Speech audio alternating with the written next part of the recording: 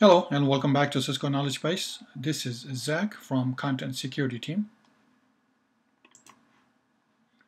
Today we'll be discussing a new topic.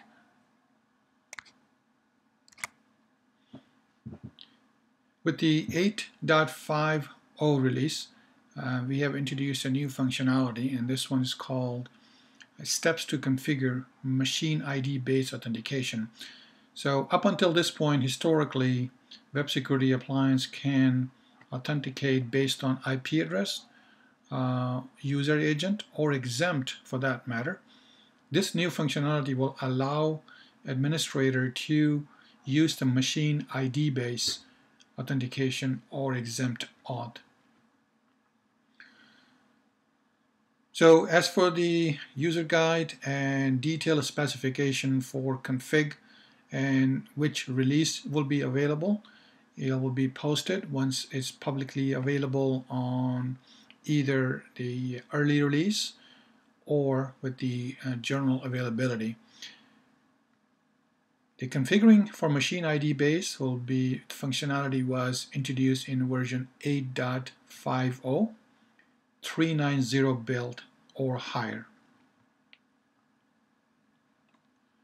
So as for the user guide information, once this is available publicly or early deployment, it will be posted as with all the other documentation as today for all the user guides, and new documentation announcement will come down here, and that's will be reside permanent basis. So today we see 8.05, 8.06, and that will be as a new document for user guide will come in as an 8.5 release.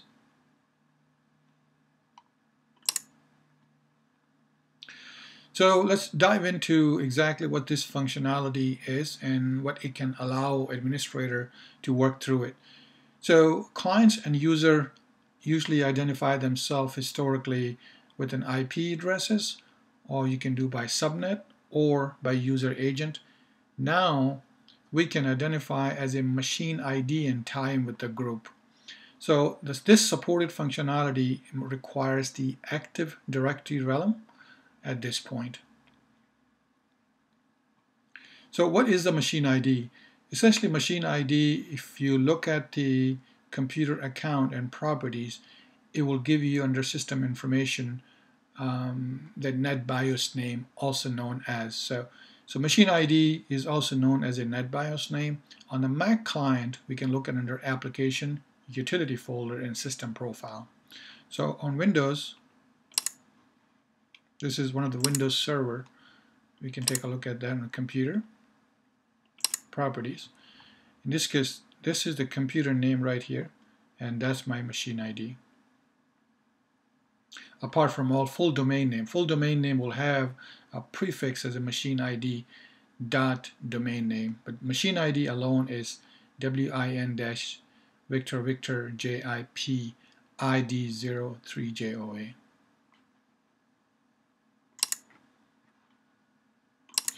On the Mac client, if you are interested to see machine ID, there's several ways to look at it. The quickest way would be going under Application, then Utility, System Information. Once it opens up, it brings you down under Software, and that's where the machine ID will be looking at. We can also look at the terminal, or if you open a terminal quickly, and that will pop that machine ID as well as a CLI. So continuing on, what are the configuration steps? One thing to point out before we dove into that, machine ID based authentication is currently only supported and designed for connector mode only. What's that mean is the web security appliance are deployed in a connector mode will be supported. So if you look at the appliance, this is the one it deployed in a connector mode. Under reporting and system status, it will give you the web proxy status. That's where it will describe cloud web security connector mode. So if I have a standard proxy mode deployment, I believe I have one of the machine here. This under reporting and system status, you will also see there's a lot of other parameters available in the web proxy mode. In here, the web proxy status is enabled as opposed to a connector mode on the first one. So that's what it means. It has to be in a connector mode. These are the steps to configure. We enable machine identification. Then we'll go under create an identity, just like we do today. But in this case, will be network and edit machine identification. Then we create, after creating identity, we can create machine groups and machine IDs added into the identity, and we'll do one. That will probably make more sense. After that, we'll configure the cloud connector setting and then cloud routing policy. There are several options available. You can drop it, you can have it go direct, or you can go through the cloud routing policy, meaning upstream scan-save tower, Cisco scan-save towers. So these transactions are logged in currently with the out log, UDS log, and connector log. So in order to see these, you gotta change the mode into trace level, and it gives you more detail. One note that I added here is then highlighted. On the Active Directory server, computer folder must have the machine or computer name added to this work correctly. So what exactly that means is, if in here, this is my Active Directory server, under Admin Tool, User and Computer, under Computer Bucket, for my testing I have added one of these machines. So the cloud-CWS is the web security appliance that have joined the domain, and this is the machine ID for the test client. So that's what is referred to.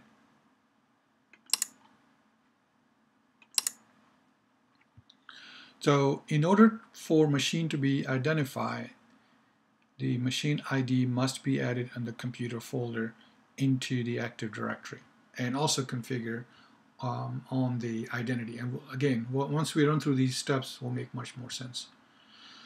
So for the troubleshooting, there are a couple of custom fields can be added, %z lowercase and %z uppercase. This would give you information for the groups and also the machine ID in the access log. Very useful when we're troubleshooting. So again, this Windows client and the Mac client. And another useful command when we do whoami scansave.net, who gives you the detail in terms of what machine ID is, what's your local ID, and what's your public ID, IP addresses, and so on and so forth. And we can actually take a look at it. This is my test client. So http://whoami.scansave.net. It tells me my NTLM. This is a local user that created on the Active Directory server.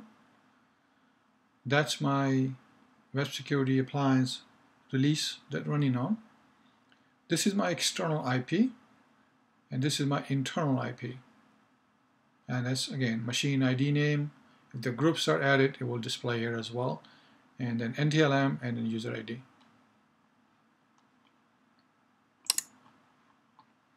Okay.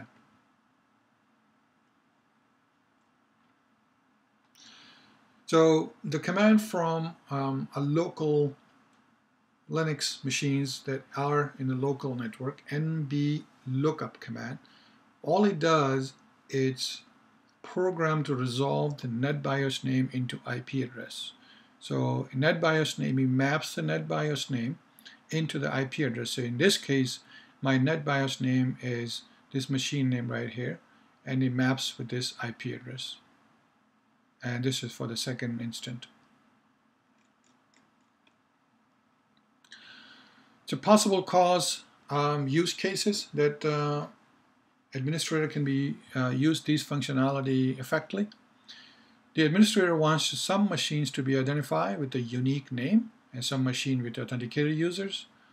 Or it could be also used to identify as a NetBIOS name and apply different actions. It could be lower or higher privileges in case of servers or updates, exempt authentication, so on and so forth. Admin can also choose to direct traffic to the internet and forward either to drop it or have them go direct. If there are machines that do not have an antivirus patches on the local machine, NetBIOS name easily can be used, or machine name easily can be used to identify those and do a local policy. Number 5, there could be a machine that have joined the domain but not a user logged into NetBIOS name. So that could have a different policy. So it's all depend on the environment and use case on the local computer network. Additionally, admin may want to use a different privilege level for different machine groups. So I can put and group together the machines 1 to 10 in their location wise and have them a different policy by region. Some of the caveats. With the machine ID based authentication functionality, again, it works only for connector mode and AD realm only. Machines cannot be divided based on the IP address because the machine can be moved, but the IP address will change. So that will change the ball game. So basically what we're saying is the machine ID, if I have a different IP addresses, that can play a part. NetBIOS approach is used to obtain a unique machine ID. And again, NetBIOS name is a 16 byte. This is just the RFC standard. And WSA performs on the back end when the request comes in NMB lookup. An NMB lookup command with an IP with a -A, as we saw earlier here, -A and the IP address. All it's doing is creating a mapping between NetBIOS name and into an IP address. It's a computer name or workstation name, as we saw. In the event of workstation has multiple name, and that can happen, some special case scenario where WSA will pick the very first NetBIOS name, just to some basic ground rules to avoid the confusion. And there are some access logs, and we'll take a look at it once we configure through it. So let's go back on the top. We'll start looking from the config, enabling machine identification. So we'll look at our config here. This is a machine that I'm running 8.5.0390 release. That is the release that support machine-based ID authentication. And what we'll do is we'll follow our own notes here. We'll go under network, edit, machine identification, network, machine ID services. And here, what we need to edit is the machine identification and the NetBIOS, our AD realm. So I have a couple of realms that I've configured. Currently I'm testing with the Windows 2008 and TLM. Failure handling, and this is the policy based on what the local company requirements are. In my case, I had to continue applying policies which do not require machine ID. So it means keep processing the request, try to do the best effort instead of dropping it. Once we set up that, then we go in and create identity, just like we do it today, but there's a new available options there. Go under Web Security Manager, Identity, Identity, Add Identity. So what I have done here, I have created an identity called Machine-Based Identity. We'll make it clear here. Okay. So in this case, all we have is standard machine-based identity. That's just a free text name. From the drop-down, I have defined user authentication policy based on machine ID. If you look at from drop-down, either yes or no. So in this case, then machine groups. So here I can add the groups just by double-clicking in here to add any group for my Active Directory realm. For the demo purpose, I have only 3 AD domains. groups: administrators, domain users, and guests.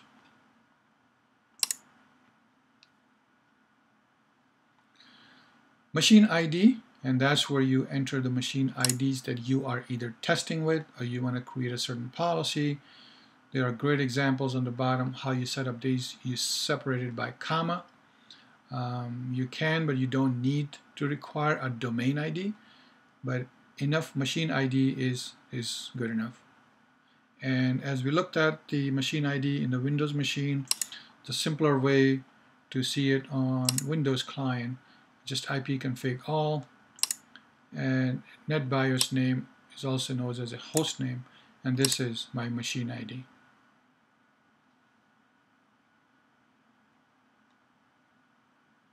So in this case, I have added machine ID here from this Windows 2008 server itself.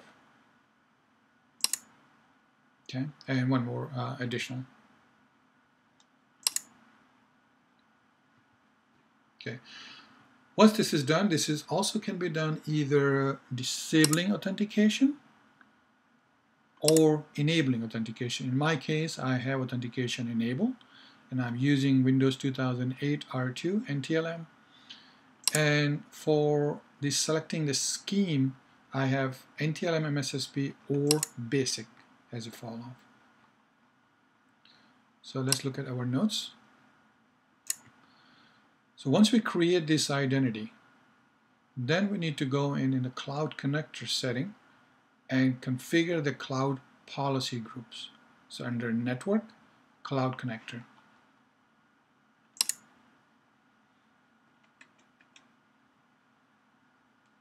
Network, Cloud Connector. Cloud Connector setting, when we initially deploy a machine, a web security appliance in the Cloud Connector, we should have at least one tower defined here. In my case, I have a proxy 32, and for failure handling to drop the connection, and I can additionally have authentication enabled if need be with the authorization key. So that is required, at least one. These are the group policy directory group that we configured earlier over here. So these are the groups, and these are the machine groups, and these are the user groups. So they are two different.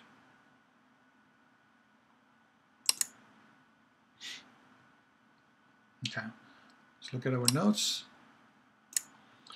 Once these groups are configured, then we need to go and configure our cloud routing policy under Web Security Manager, Cloud Routing Policy, NetBIOS. So we said Web Security Manager and Cloud Routing Policy.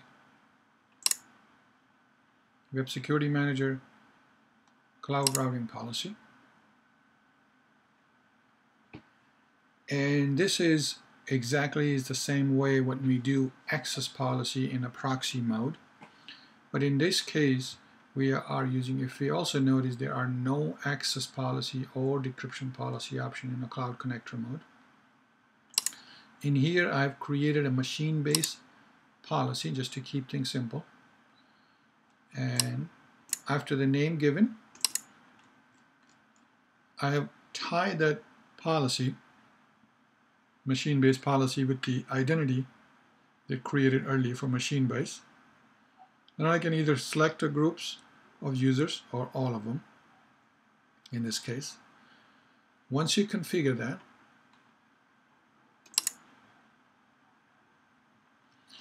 then here's the routing decision, and this is the most critical part. Under routing decision, I have several options. So I can create a set of machine ID based authentication or exempt authentication. Then either I drop it, have no access, or I can have a direct connection. So just to avoid any delays or any trusted machine in the network, we know they are fully patched and do not need to go through the proxy servers. Or I can have go through the Cloud Web Security Proxy, which is the scan tower as the next hub. And in each instant, when we look at the access log transaction, it will be different. So by looking at the access log transaction in each event, I can tell which policy was used. Was it a drop? Was it a direct connection? Or was it a cloud web security or default setting?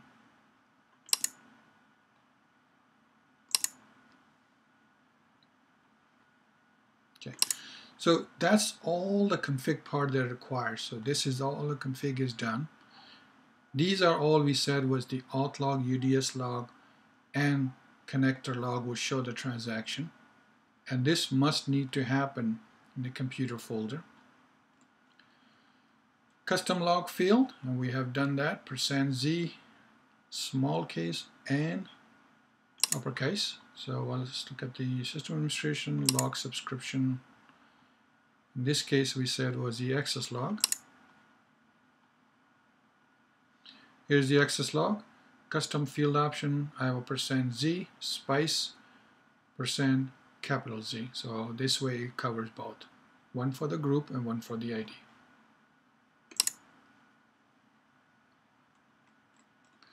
Once I do all that and I start sending some traffic, I should be able to see some logs. So let's do that next. So this is the command line, and we are capturing currently here access log.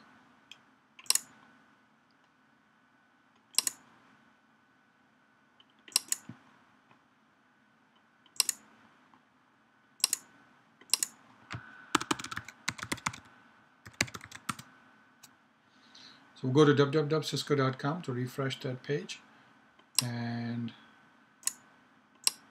just so to point it out, this test has been done, an explicit test. Connection, LAN setting, and I'm pointing to web security appliance that is deployed in a connector mode explicitly here.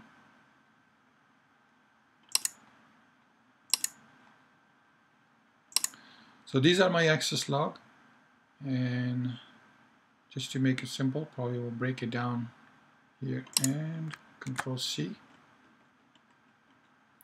Scroll up. So as we see that first it was the authentication, 407 because in explicit mode, and since we already have given the auth and tested it, so that's why it came up and provided this. If you look at here, this transaction, so if you read here, everything else is a standard IP address, HTTP response code, www.cisco.com website. Here is my NTLM. This is my Active Directory. The user that I have created on the Active Directory service called machine user 1, just for testing, is my AD full name. And if I'm looking at it now, it says parent proxy scansaves.net. What does that mean is it went to the cloud web security policy. And furthermore, here's my machine ID and machine base policy. So just to look at a little bit deeper, it'll probably be easier to read it here. Here are some of the logs that I have traced prior to this. So if we look at the very first one, the cloud routing policy I was set to drop, and this is the one as we were discussing earlier under Web Security Manager, cloud routing policy. Here I have an option to either, as we were saying, to drop direct connection or cloud web security. So in my first test I have set to drop. What I want to point it out is to what you're going to see as soon as you set to this to drop. You'll see block admin. This is the decision code, and my identity, my policy. If I conversely change that to direct connection, I'm going to see everything else the same, but I should see direct here, the keyword. And I still match my identity, my policy. Then I change it to Cloud Web Security. And if we look at it closely, now I see default parent. What does that mean is going to proxy32scansave.net that I have configured as a proxy server or as a Cloud Web Security server, my identity and my policy. And conversely, I also added the machine ID, small z, capital Z, so it logs my machine ID and the domain name. It tells me which machine ID. So if I have several, I can group them together, look at the report by machine ID, by location, whatnot. Then I went ahead, and these are without the authentication. I have identity at the time with no authentication. Then I have done with the authentication. The only difference that we will see is the domain name, my machine user 1, that's my actually user name, my identity, and my policy, both. So if I would look at this right off the bat by looking at the default underscore parent and the name of my Cloud Web Security, this tells me this policy was used, Cloud Web Security. Otherwise, if it's dropped, there will be admin block. If it was a direct connection, that would say direct, just like over here.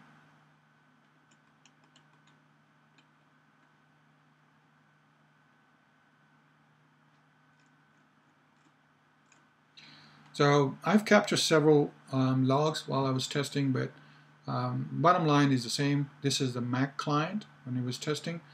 The Mac client ID was ZACSHAIK-M1. So this was added as a machine ID into the Active Directory server. So if we look at it earlier, actually that is not here. So on the Windows machine,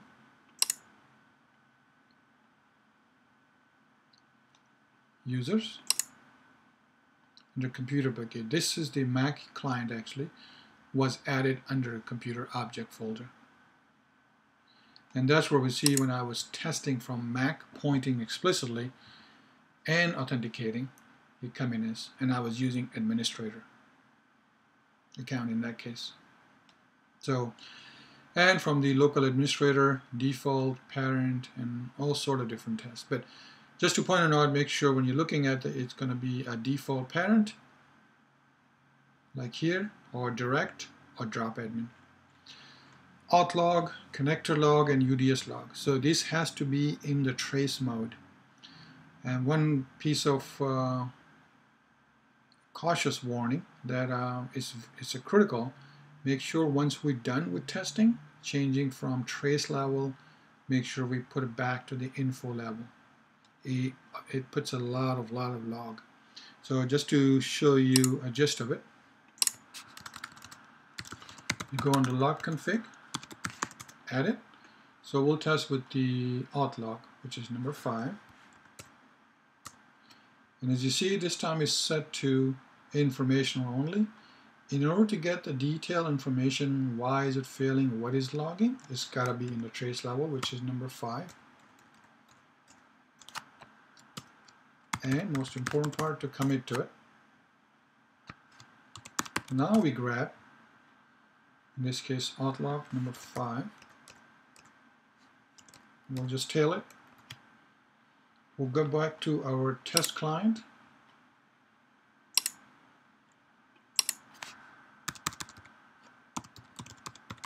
We'll just do Google this time. As we see how much information is floating in the trace level.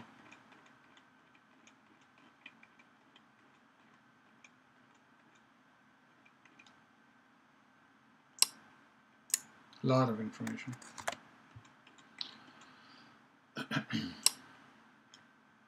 So you see NTLM domain, NTLM space negotiation, client. It gives me the domain itself and then machine ID, and a lot of information that it can be quickly add it to this space. And so this is very important to make sure we can change it. So I will follow my own lead.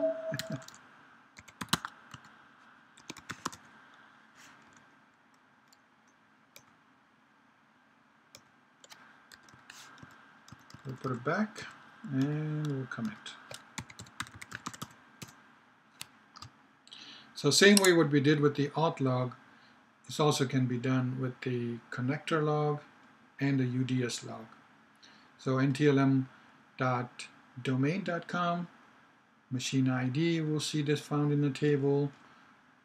This is the connector log information, UDS log. We'll see the machine ID with the IP address mapping. So if you see any conflict, the same IP is getting mapped with the multiple machine ID, that can be troubleshooted here as well. In addition, just like today we see with the auth cache will list those machine ID as well. Okay, logged out.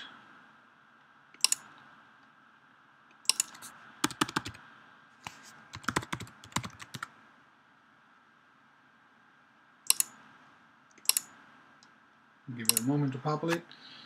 And the auth cache, it will give you, if you want to list it, you will see everybody's logged in at the time, including the machine ID. We can search it by machine ID, we can list him, we can flush him. There's some references were added here with the NetBIOS. There's a great documentation just to kind of take a peek on very first one. If you look at it, I think this is from Microsoft. NetBIOS suffix for 16 character of the NetBIOS name. This documentation goes in deep as to what information in NetBIOS logs, different systems, different computer names, if we want to see from different client perspectives. So great reference. So that covers this topic. And let's see, we'll do a quick review and then we'll wrap things up. So with the version 8.5390 build, we have functionality added. That's to configure machine ID based authentication. Documentation will live here. These are the steps we can take a look at it. What's the machine ID for the Windows client or for the Mac client? These are the configuration steps that we went through. One critical part is to design. This is designed only for connector mode only. So this is a critical piece of information.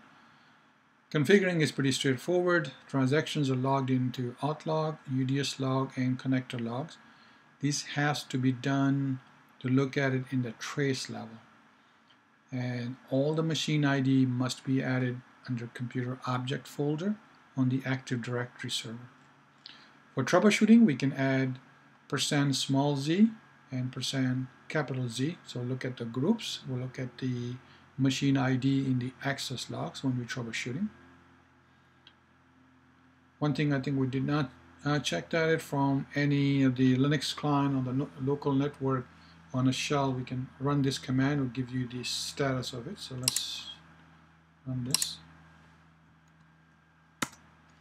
So in this case, the NB lookup with the -A flag, and this is the Active Directory server or also the test client. It gives you this machine ID and the details.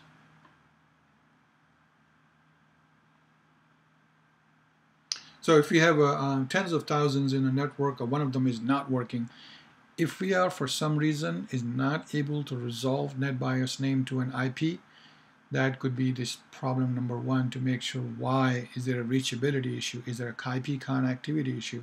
Just a basic troubleshooting.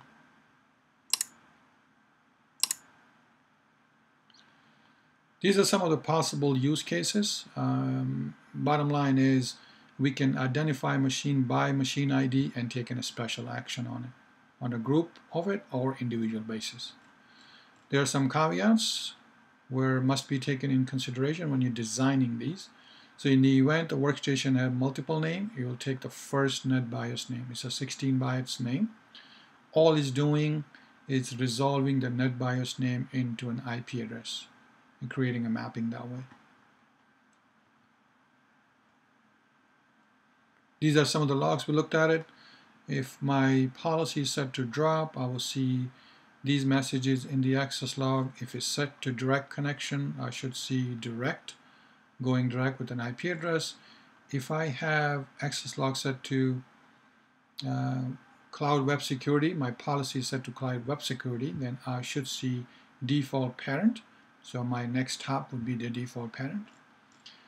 And then access log with the authentication. So I'll see domain, and I'll see username, and rest of them standard IP address, the HTTP response code, whatnot. And one thing is also important to make sure we match our intended machine-based identity and the policy. All these logs, we talked about auth logs, connector logs, UDS log have to be in the trace level, auth cache as well, and some of the reference for NetBIOS. With that, thank you so much for joining today, and I know this presentation got a little bit larger than I've intended, but thanks again for your time. You have a great day, great afternoon, and great evening. Thank you so much. Bye-bye.